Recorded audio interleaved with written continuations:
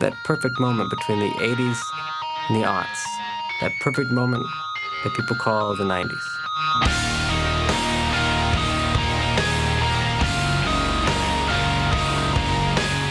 A lot of guys from my era were like, oh, this is bullshit. And I never saw it like that. I saw it as, fuck, finally, like some new blood injected into the sport. Fantastic Planet is in my top 25 albums. It's a great unsung classic.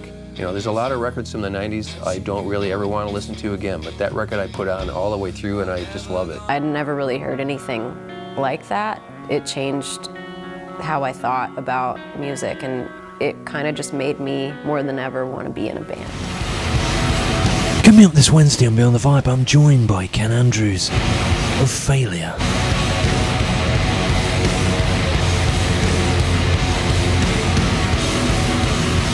His addiction took a dark turn, and by the time the record did come out, he was in a pretty bad shape. So Kelly and I were, kind of not that far into being addicted to anything, really. Although we were doing a lot of drugs, all different types of drugs. But I was really worried and upset that he was, really in a dangerous spot there. By the time the record came out, and the touring on that record was kind of painful. So it became this thing, well, I mean, technically we're functioning, technically we haven't really canceled any shows. He's doesn't look good at all. Looks like he's lost a lot of weight, and it was depressing because he was in that zone where he was, he was in total denial. He wouldn't even admit that he was using.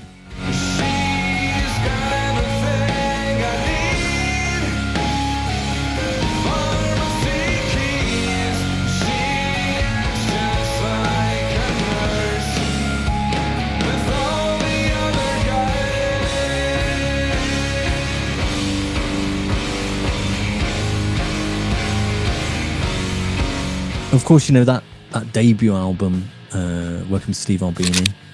I know that obviously that didn't go the way that you guys wanted it to go. I think going with we loved some records that Steve had made with other bands, but I think what we realized is we just weren't ready to make a record with Steve, because he's really about capturing exactly what the band is capable of doing in almost like a live setting.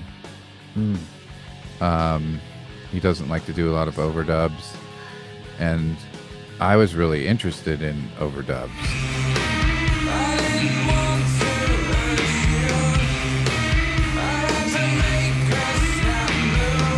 Actually, I can tell you one thing about the new record, which is kind of a really cool full circle thing that happened, which is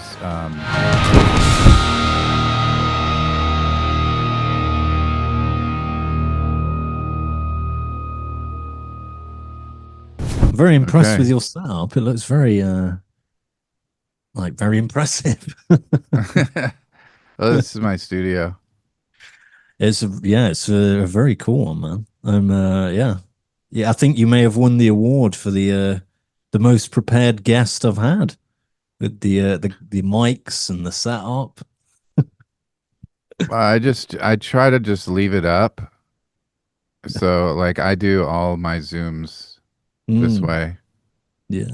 So I'm here with Ken Andrews of Failure. Thank you very much for joining me. Of course, you've recently released that documentary, Every Time I Lose My Mind, which is now streaming on Disney Plus and Hulu in the US, I believe. So firstly, I want to talk about that, and I want to ask the question of why have a documentary now, and why be the director of your own documentary? Because that's not a common thing that you would see. You would usually have somebody coming in from the outside. Yeah, that's the way it started. Mm, There were two filmmakers who started filming in 2015. They got like maybe a dozen or so interviews captured, and then when the pandemic hit, they basically abandoned the project mm, for financial reasons, basically, I think. Um, but they reached out to me and said, "Hey, do you want to take a look at this footage that we shot?" And they sent me those interviews, and I watched them all, and I immediately thought that there was a film there. mm, Um, Especially like the kind of the diversity of the different people they had interviewed. Also, I felt like Margaret Cho had really sort of um, she had kind of touched on a area of addiction that I found kind of intriguing.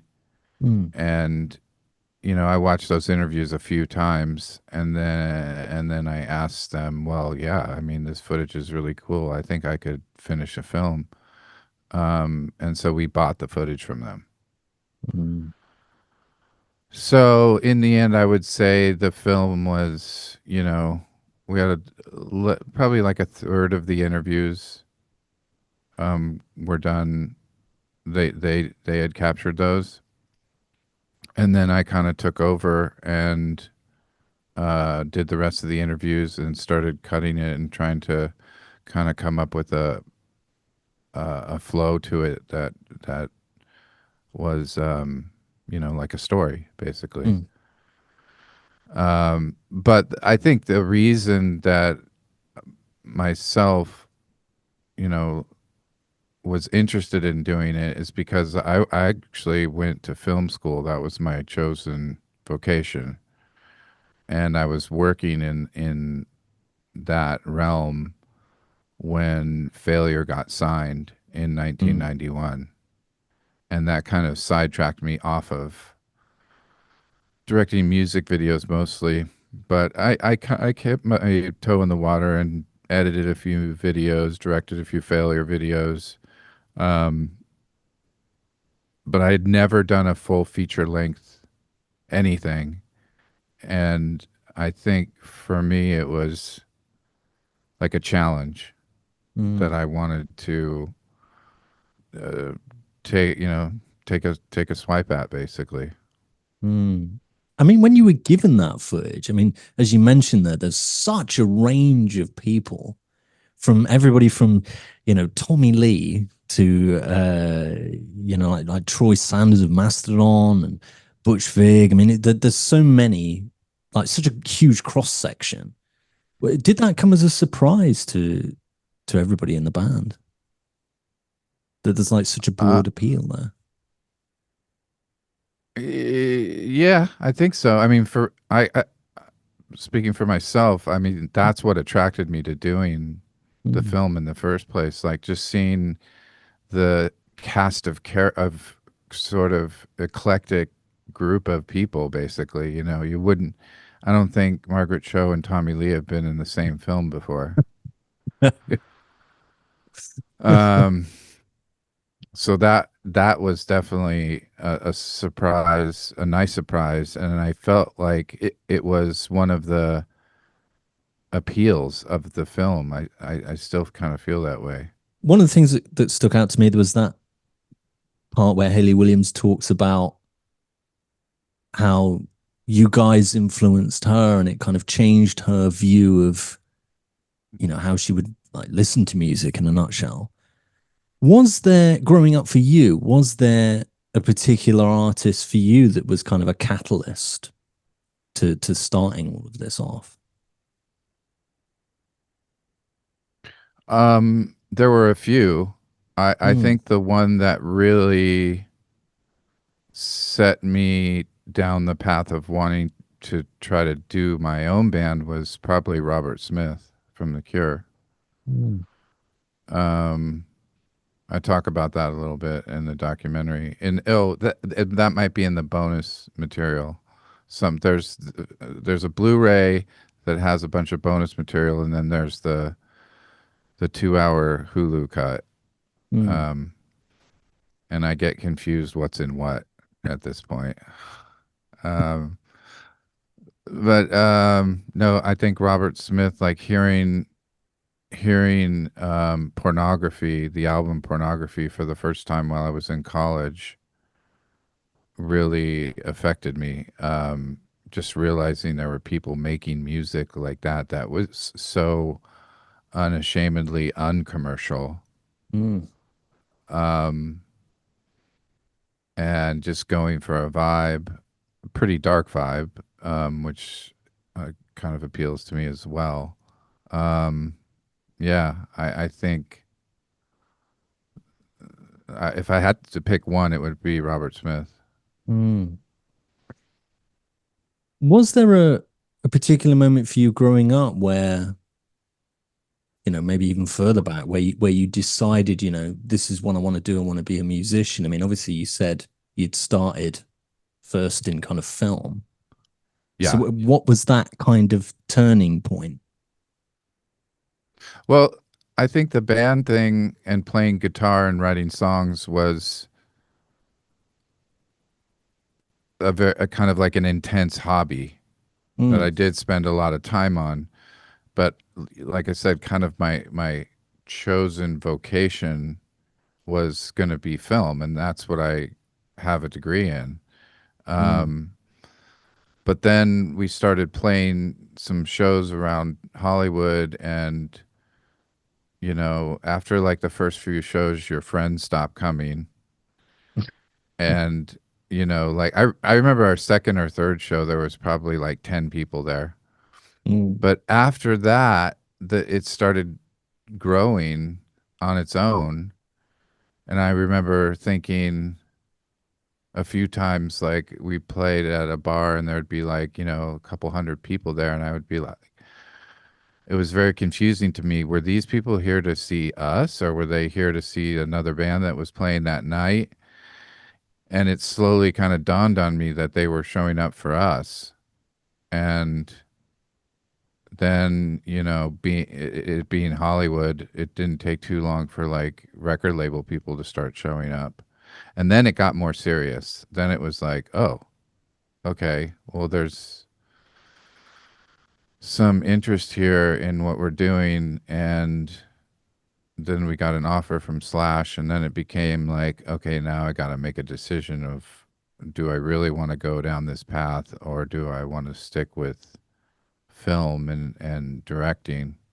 Mm. And I don't know, my feeling at the time was, well, if someone's going to invest money in music that you're making, it's kind of a once in a lifetime chance, or opportunity. Mm. So we took it, Mm. and now it's like 30 something years later. I'm still in the same music business. Um, of course, that debut album, working with Steve Albini. Um, I know that obviously that didn't go the way that you guys wanted it to go, and obviously that's touched on in the documentary. But I imagine that was just like a great learning process for you. I mean, like finding out maybe what you don't want, what you do want. How did it feel? I felt a little confusing during the making of the record, Mm. because I remember our attorney telling us when we got the offer from Slash Records that him saying, it's really early days for you guys. You might want to consider putting off signing a deal now, and Mm. honing your sound a little bit more, or playing some more shows, maybe even doing a tour or something. And you know, when you're like in your early 20s, you don't want to hear that. You want to hear like, let's have some fun now. Yeah. Let's do it now. I don't want to wait for anything. But looking back on it, we were really pretty green going in to make our first record. We'd probably played like 18 shows total. Hadn't done any touring. We'd done a limited amount of recording in, you know, kind of like low level recording studios around Hollywood just to make demo tapes basically. Mm. But I think going with we love some records that Steve had made with other bands, but I think what we realized is we just weren't ready to make a record with Steve Mm. because he's really about capturing exactly what the band is capable of doing in almost like a live setting. Mm. He doesn't like to do a lot of overdubs, and I was really interested in overdubs and different sounds and, you know, maybe redoing the guitars and finding a better sound or something, you know. I Mm. was more, or my outlook on the studio was that it was kind of an instrument itself and I wanted to play it. But he was kind of more restrictive. Mm. I mean, it took me like days to convince him to let me do guitar overdubs. He wanted to just use the one, you know, the one performance when we tracked together. Mm. And that was kind of, we kind of butted heads on that. Mm. Um, so I don't know. I think two things could have gone better. One is we could have been a more seasoned band going Mm. into it. Uh, or he could have been a more like a producer and less like an engineer in the sense of like just going, okay, well, what's working for this band right now, rather than having this sort of a predestined idea of how the recording is going to go. Mm. Maybe less of a documentarian and more like, oh, let's find a sound that's interesting that utilizes the studio. So yeah, there was some friction there, but I mean, it wasn't that bad. It wasn't like we were at each Yeah. other's throats. And also it was because we hadn't really been in a situation like that, we didn't really know how it was supposed to go Mm. or what, you know, how to make our opinions known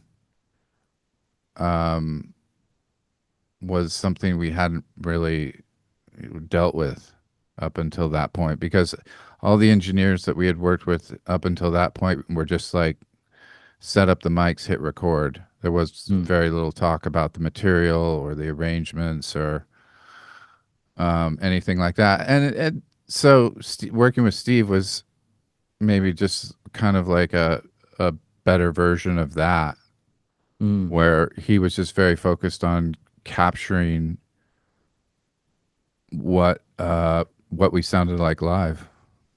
Mm.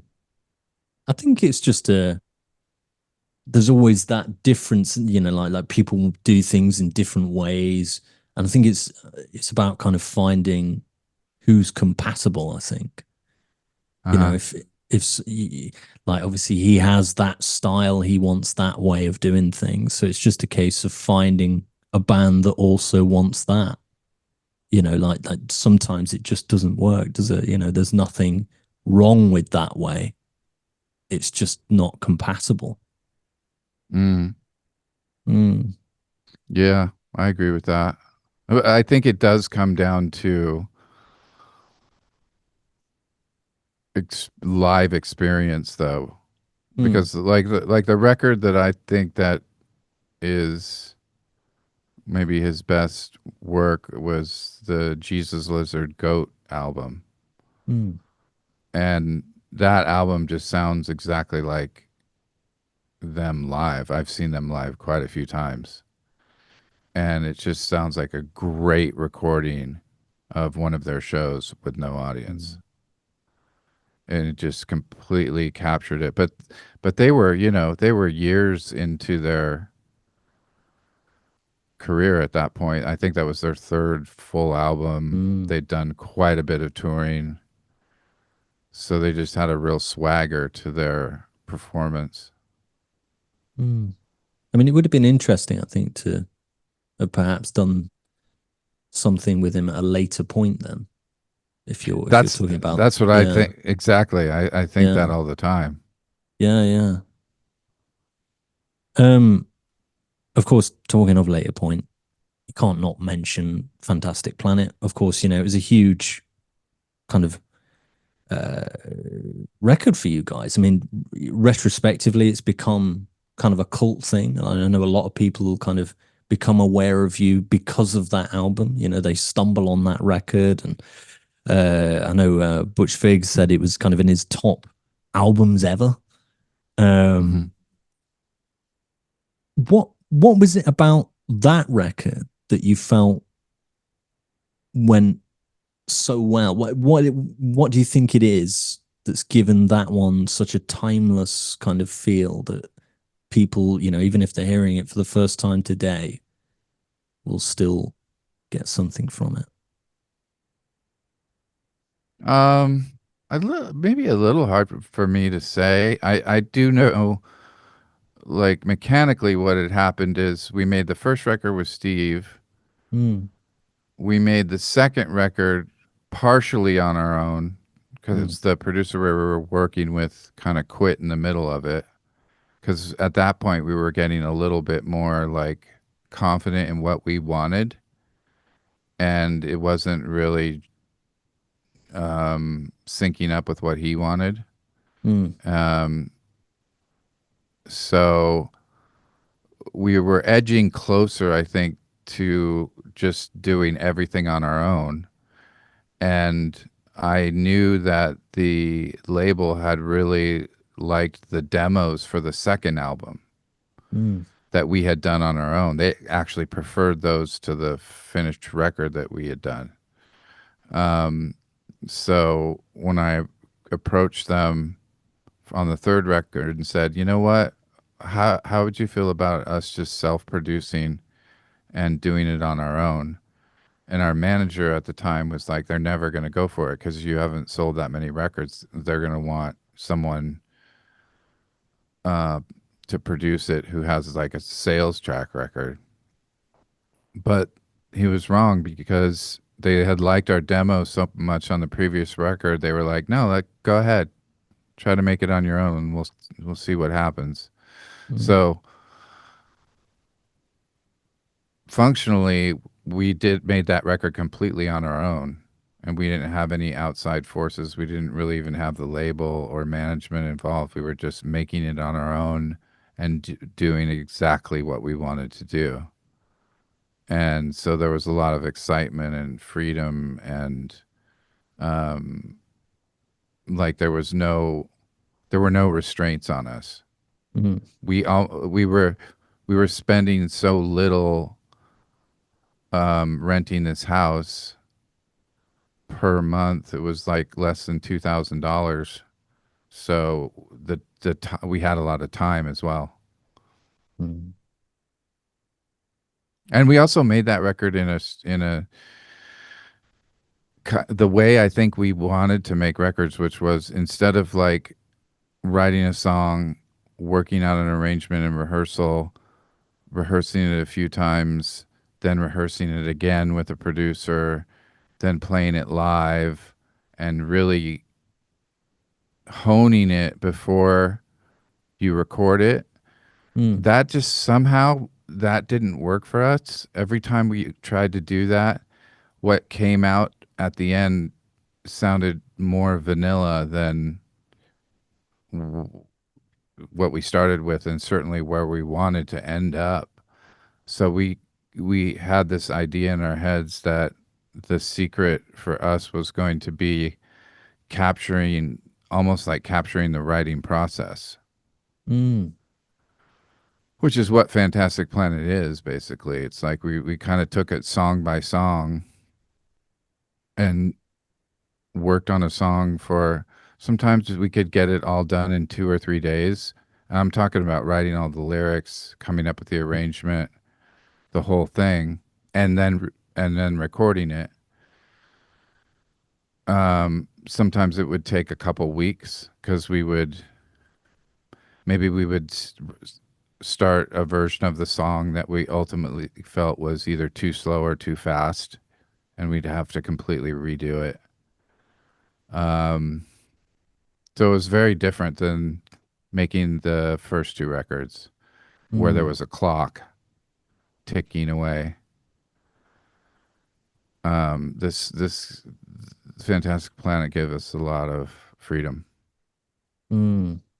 It feels like that from the beginning. If you listen to your catalog kind of from the start, and it feels like it's building to that up to that point. You're kind of improving with each one, and then all of a sudden it's like you're just kind of free to do what you want. Like you can hear that. Mm. It's like somebody's let you guys loose to go.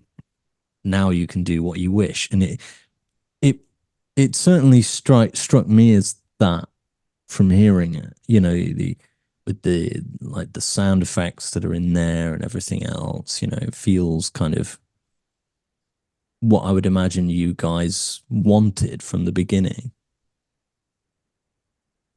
I don't know if we had a specific vision for Mm. how the record was actually going to turn out, but we did have a vision for how we wanted to try to make it. It's like the Mm. process. The process was super important to me. Like, are we gonna like I said, like over rehearse Yeah. and then go in and try to get this like pristine performance, or are we just gonna follow our muse and kind of see what happens? Mm. And there's a lot of, I don't think you'd necessarily maybe call them mistakes, but there's a lot of things in some of the performances where I think if we would have had a different producer, we would have cleaned it up Mm. and made it more perfect. But the way we did it, we were just kind of like, that sounds pretty cool. Just leave it, you know. Mm. Um, and there were no rules. Like there was a lot of producers have like, well, you should have two guitars doing rhythm and then another guitar doing lead, and just kind of like these standardized rules about how to make things, and we either didn't know them or we purposely went around them. Mm. So it was a lot of fun. There were a lot of arguments about the material, but it was all in a effort just to make everything better, Mm. you know. Yeah. I mean, you spoke about, that process being important to you. What's kind of your writing process? I mean, obviously you have quite a lot of dark themes in your writing. And how's that kind of changed over the years from that period to where you are today? I think we have 3 albums post Fantastic Planet, Mm. and for the most part, there was, with certain notable exceptions, we've kind of made all of our records like Fantastic Planet, like we did in Fantastic Planet, in the sense that we don't over rehearse things, we don't like lock things down until we're actually recording them, Mm. because it just seems more exciting and more like what you're doing right then really matters. Mm. Um,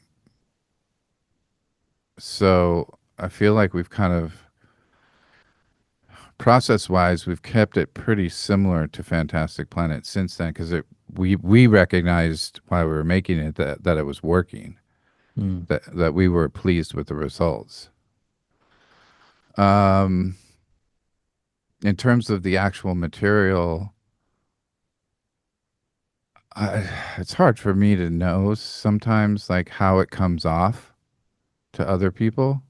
To Mm. me, it seems like it's in the same vein. Like we've been mining the same sound, and we get variations on a theme, but I don't think there's been a huge departure Mm. since Fantastic Planet, basically. Maybe there were some, you know, when we made Fantastic Planet, we were coming off of touring, doing a lot of support work with Tool. Mm. And so we were really exposed to a lot more like heavier sounds and heavier riffs and heavier style of playing guitar just because we were just around them so much, that I feel like that bled into Fantastic Planet sounding a little more like hard. Mm. So and I think since then we've kind of got maybe jettisoned. I mean, every once in a while we'll pull out some power chords, but for the most part, we're a little more into like riffs, basically like the bass doing a riff and the guitar doing a riff that aren't very similar. Mm. So musically, I feel like we've kind of gone maybe a little bit more sophisticated, um, and a little less power chord, kind of like 90s style. Yeah. Um, but that's kind of it, really. I think that you guys have become more refined. I Hmm. think maybe that's experience. I mean, we talked about, at the beginning there where you guys just hadn't even played that many shows. I mean, it just feels like kind of with your later works, it's become more like obviously you guys really kind of know what you guys want now, or Hmm. at least that feel. Um, so I think that's kind of where I feel that the evolution has happened. It's like a 2.0. Hmm. Um, Yeah, I agree with that. um, I mean, with Fantastic Planet, I mean, obviously, I know that was wasn't that recorded a couple of years before it actually did come out? Because it got delayed, didn't it? 18 months Yeah. between it. We finished it in um, spring of 95, I believe, and it Mm. came out in the fall of 96. Um, so yeah, that was a tough break. We were so excited about it as we were finishing it. Mm. We thought, okay, this is really going to make a difference. Um, and then we were told that the label we were on was trying to sell itself, Mm. and it didn't. It had no release dates for any artist on the label. They were just going to most likely sell the record as part of the catalog of the label, an unreleased record. I think there was going to be a few of those because they had a few different artists too that were going to fall under that situation. So that was really depressing. Like, Mm. because we felt like, oh, we'd put all this effort and time, and yeah, that was a real bummer. Mm. I But mean, ultimately, what happened was some advanced cassettes were still made, Mm. and one of them ended up over at Warner Brothers. Probably because Warner Brothers and Slash Records were in business together. They Mm. were doing the distribution, and at a certain point, they would also do the marketing for a Slash record once it sold a certain amount of copies. And we were kind of hoping that that's what was going to happen. Like Slash would put it out, and then it would get upstreamed to Warner Brothers. But what ended up happening is that Slash sold the whole catalog to London Records uh, in Europe, Mm. and Warner Brothers bought our contracts separately. And so Fantastic Planet came out on Warner Brothers proper. Mm. Did you find kind of that with that period being so kind of up in the air? Did you find that that was maybe the tipping point? I mean, I know that we talked about kind of earlier on there with Margaret Chow being talking about the drug problems and the issues.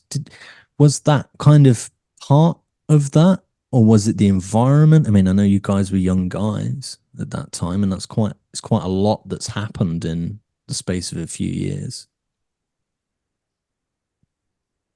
Well, yeah, I mean, Greg's heroin problem was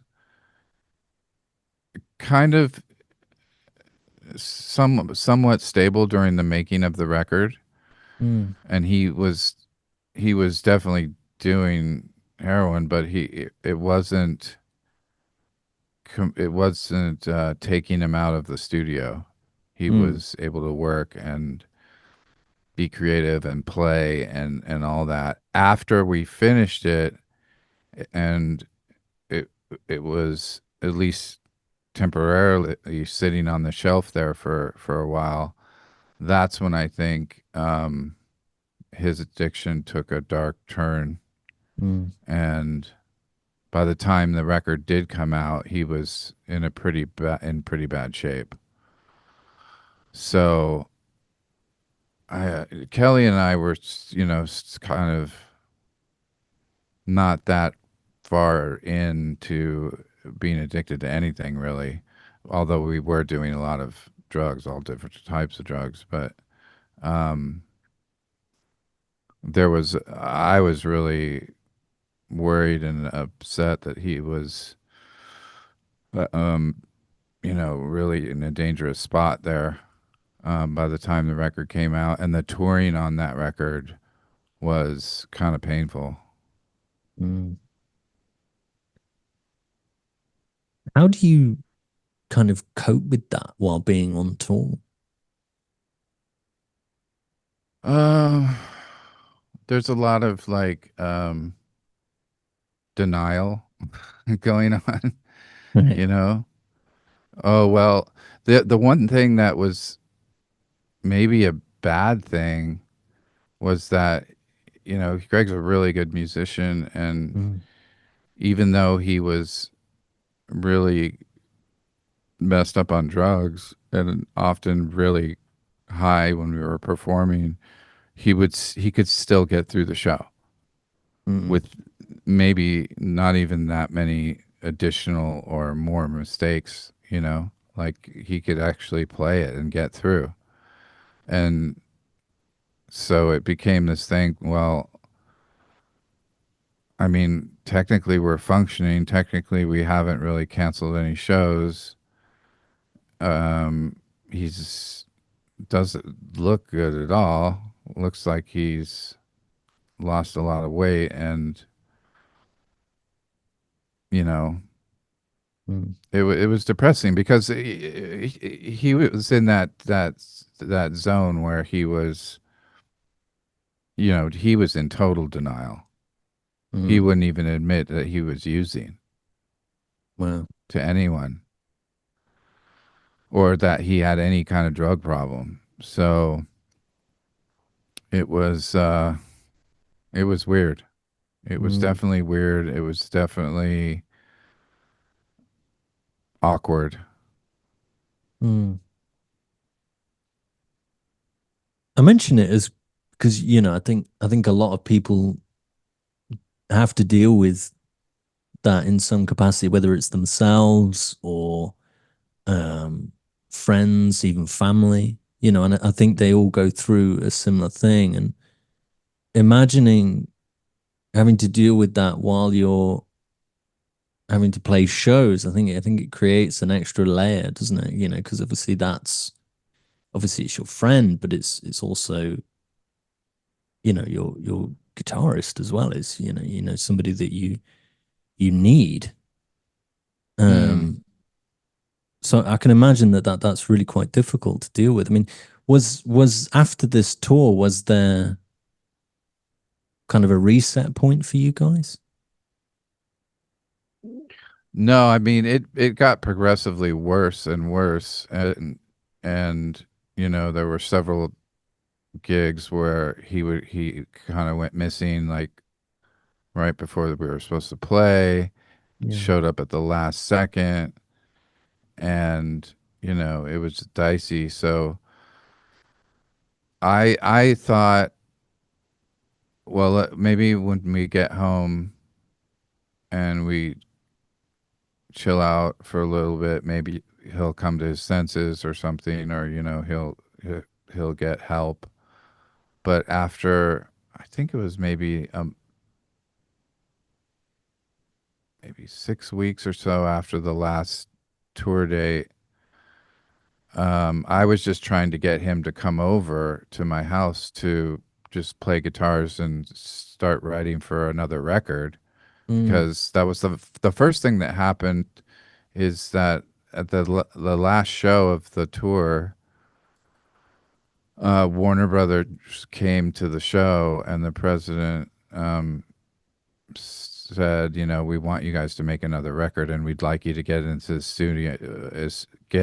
studio as soon as possible. Um,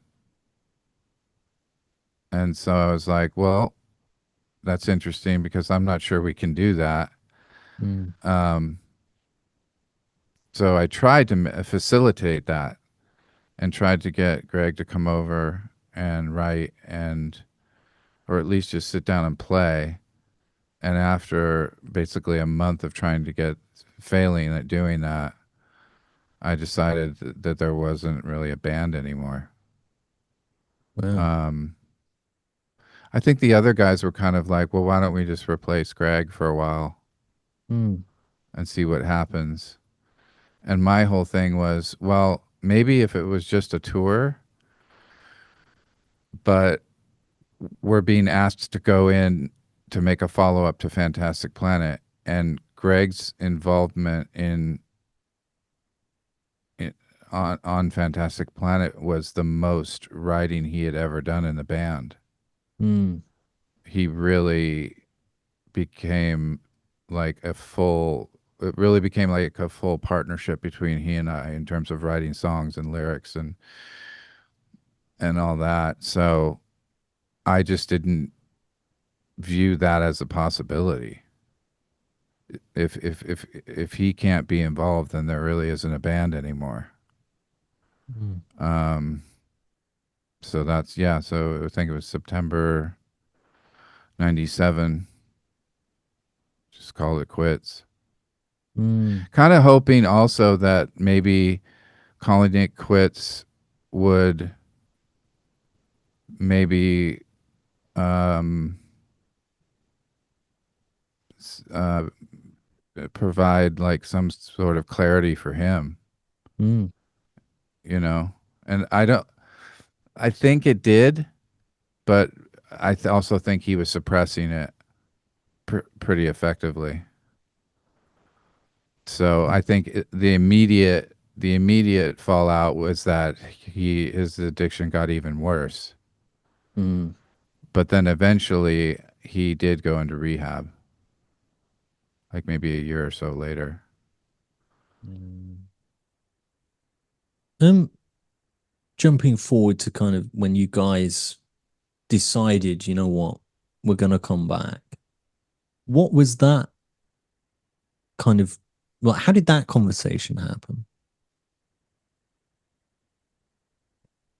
Um, well, that basically happened because we've both found out that we were had become new fathers Mm, within about 4 months of each other,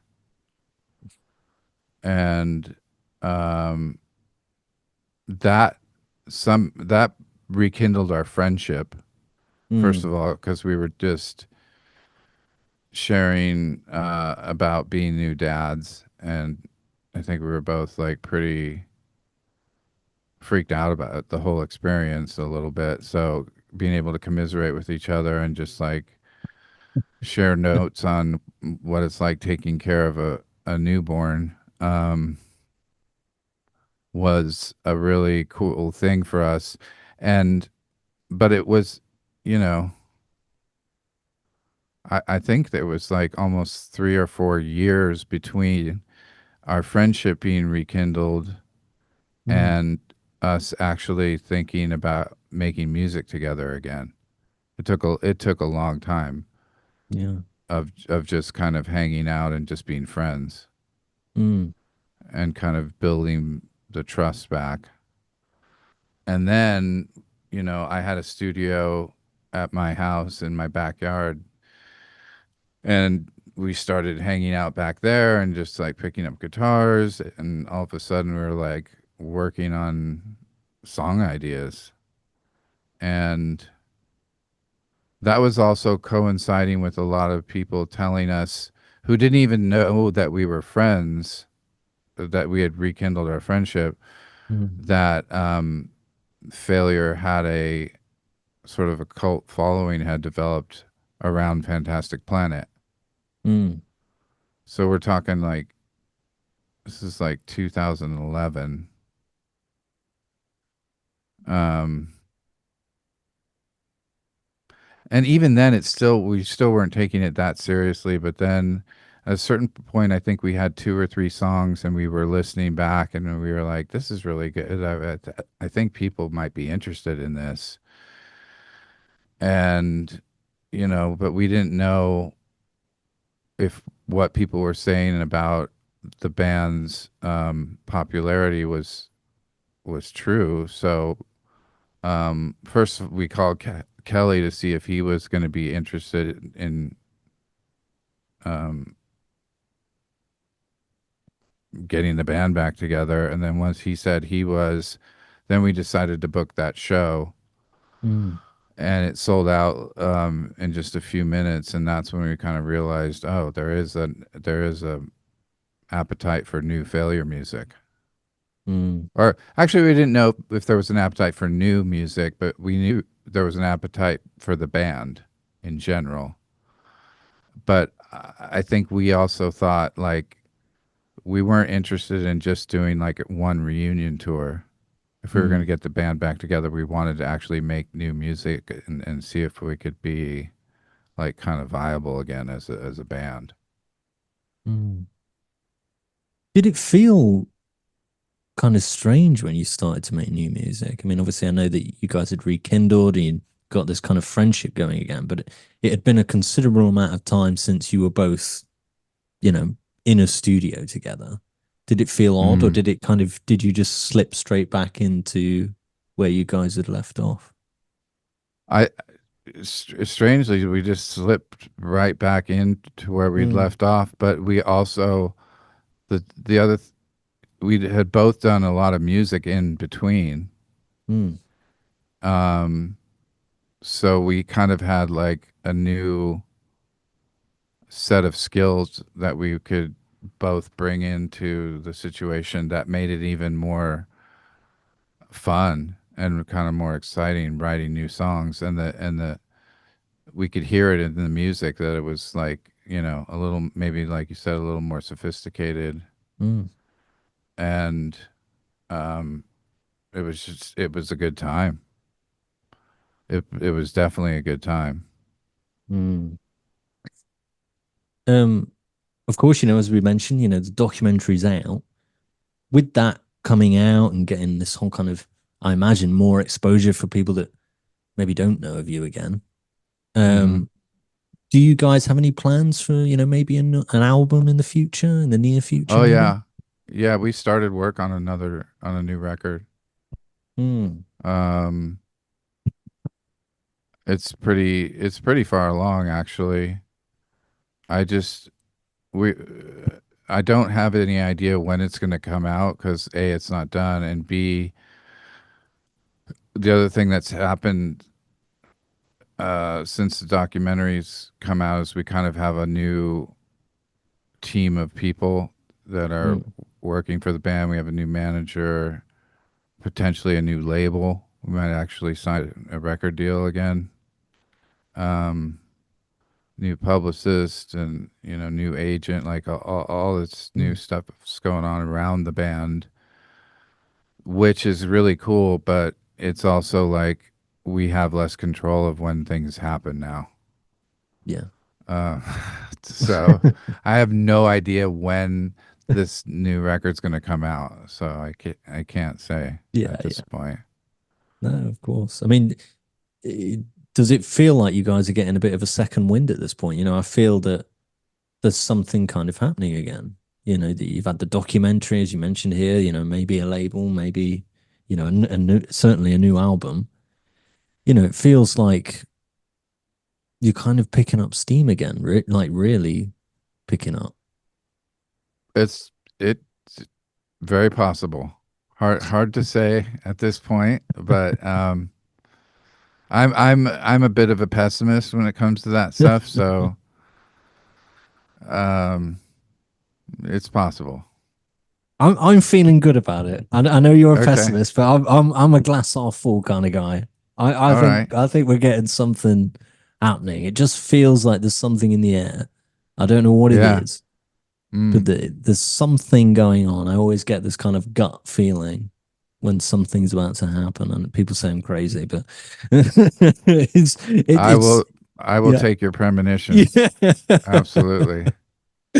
um, a question I always like to finish on that I ask every guest that comes on. It's a bit of a hypothetical one. Um,